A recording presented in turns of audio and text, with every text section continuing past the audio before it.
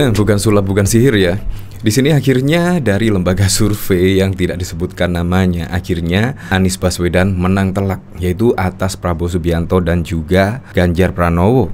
Di mana di setiap hasil survei pada waktu lalu, ya nama Ganjar Pranowo dan bahkan Prabowo Subianto itu ya beriring-iringan, alias saling kejar-kejaran. Beda sekali dengan Anies Baswedan yang justru lempeng di kisaran 20% suara dan bahkan juga merosot 19%.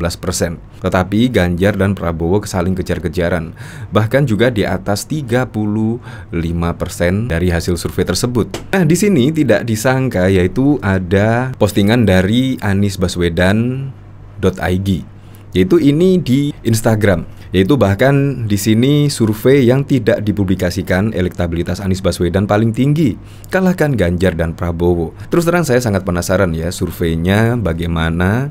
Ya seharusnya kan dijabarkan ya. Dijabarkan kalau Anies Baswedan itu benar-benar 25,7%, margin of errornya berapa, dan juga yang paling penting adalah metode dari survei yang dilakukan dari lembaga survei ini. Itu yang paling penting. Tetapi di sini cuma menuliskan yaitu Anies Baswedan mendapatkan 25,7% suara, 23,6% Prabowo Subianto dan 22,7% Ganjar Pranowo.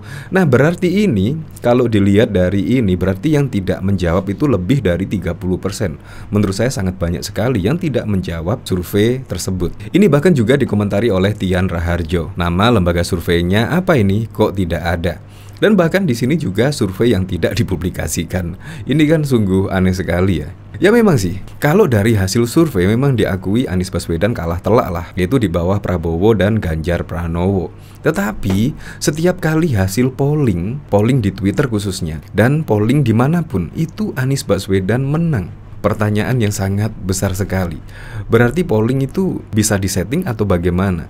Kalau survei kan memang ada metode-metodenya dan bahkan juga bisa dipertanggungjawabkan. Tetapi kalau polling, setiap kali polling selalu Anies Baswedan. Ini sungguh aneh bin ajaib ya. Bahkan di sini pada waktu lalu yaitu Tifatul di sini menggelar polling, bahkan di sini Anies Baswedan mendapatkan 82% suara loh hasil polling ini. Dan bahkan Ganjar 9%. Ya memang sih kalau polling ini tidak mewakili jumlah masyarakat Indonesia, jumlah penduduk masyarakat Indonesia.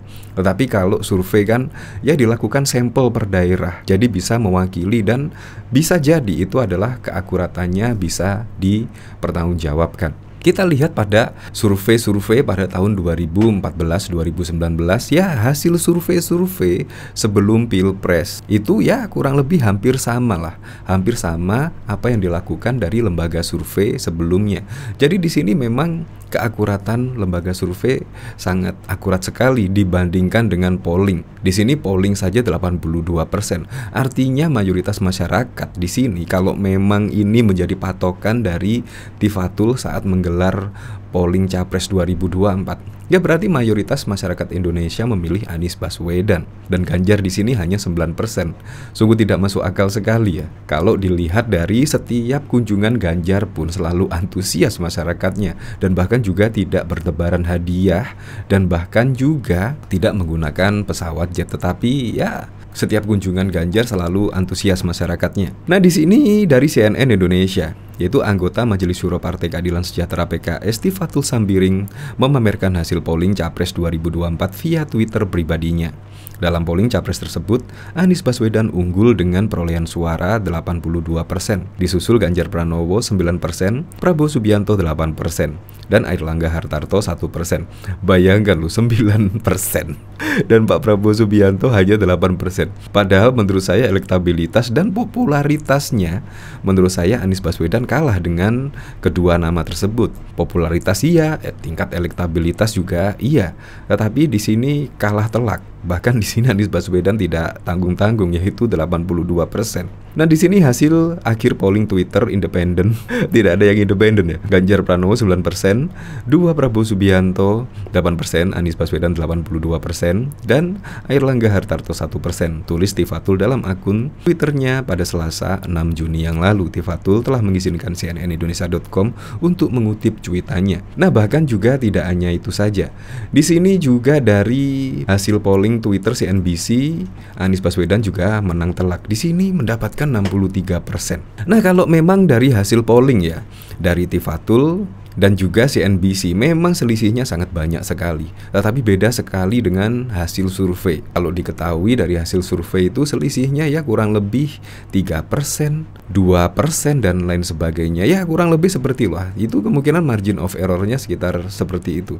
Tetapi kalau polling itu memang tidak bisa dipertanggungjawabkan ya. Karena memang kita bisa mengerahkan buzzer-buzzer lah di Twitter atau gimana ya. Terlebih di sini memang dari hasil polling itu sangat berbeda sekali. Pada waktu Tifatul 82% dan di sini pada polling CNBC mendapatkan 63%. Ya, selisihnya sangat banyak sekali kalau hasil polling. Bahkan juga ada pada waktu itu yang membuat polling Anies Baswedan juga kalah. Jadi memang tidak bisa dipertanggungjawabkan kalau hasil polling. Kalau survei memang bisa dipertanggungjawabkan dan bahkan juga ada metode ilmiahnya kalau dari hasil survei. Nah, di sini yaitu polling yang dilakukan CNBC Indonesia melalui akun Twitter resmi CNBC Indonesia terkait 3 bakal calon presiden pada Pilpres 2024 mendatang menghasilkan posisi Anies Baswedan dipilih oleh warganet. Nah, dalam polling ini CNBC Indonesia memilih 3 nama capres yakni Prabowo Subianto, Ganjar Pranowo, dan Anies Baswedan. Hingga penutupan polling pada hari Selasa 2 Mei 2023 diikuti oleh 76.000 voters. CNBC Indonesia menulis narasi Prabowo, Anies, dan Ganjar jadi calon presiden Republik Indonesia. Sobat CNBC, pilih siapa? Alasannya tulis di kolom komentar. Hasil akhir dari polling CNBC itu menempatkan Anies Baswedan berada 63% dipilih oleh vote, Ganjar Pranowo 21% dan paling buncit Prabowo Subianto sebanyak 15,6%. Nah, dari sini bahkan ini juga lembaga survei, tetapi yang paling uniknya lagi tidak dipublikasikan. Jadi ini ya tanda tanya yang sangat besar sekali. Di sini juga dituliskan, inilah hasil survei yang tidak dipublikasikan sejak Maret 2023, elektabilitas Anies Baswedan yang tertinggi. Nah, jadi bertanya-tanya ya, tidak dipublikasikan maksudnya ini apa yang tidak dipublikasikan? Kan akhirnya bisa ngarang cerita ya akhirnya. Nah, dari sini coba kita lihat komentar-komentarnya kira-kira bagaimana ya. Kok nggak sekalian 95%? Dan bahkan di sini dijawab kok nggak sekalian 140% ya. 28%-nya milik siapa? Respondennya kadrun kali. Lihat respondennya dong kak. Haha, kalimatnya survei yang tidak dipublikasikan. Nah, itu IG-nya mempublikasikan. Yang uniknya lagi di sini kalimatnya survei yang tidak dipublikasikan, tapi di IG dipublikasikan. Berarti kan ini sungguh bertolak belakang sekali ya. Jadi sangat diragukan sekali lah hasil survei ini. Namanya juga lembaga gadrunisia.com. Kocaknya pakai istilah tidak dipublikasikan. Lembaga surveinya yang goblok kalau gitu. Kenapa nggak dipublikasikan? Wah, nggak ada yang bisa menghalangi siapapun untuk publikasikan hasil survei. Yang survei orang mabuk daun kecubung.